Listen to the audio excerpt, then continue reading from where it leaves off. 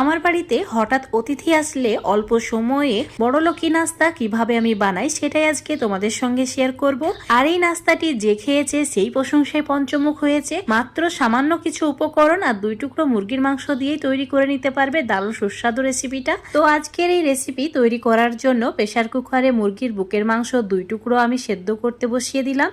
3টি সিটি দিলেই ভালোভাবে সেদ্ধ হয়ে যায়। এবার জল থেকে তুলে নিয়ে একটা বাটির মধ্যে নিয়ে নিচ্ছি যাতে এটা ভালো করে ঠান্ডা হয়ে যায়। মাংসের টুকরোগুলো সম্পূর্ণ ঠান্ডা হয়ে গেলে হাত দিয়ে এইভাবে গুঁড়ো করে নিতে হবে। এই কাজটি কিন্তু মিক্সার জারের মধ্যে দিয়ে করা যাবে না, না হলে মাংস একদম পেস্ট হয়ে যাবে আর এই নাস্তাটি খেতে ভালো লাগবে না। তাই চেষ্টা করবে এইভাবে হাত দিয়ে ভেঙে নেওয়ার। দেখো আমি একদম গুঁড়ো করে নিয়েছি।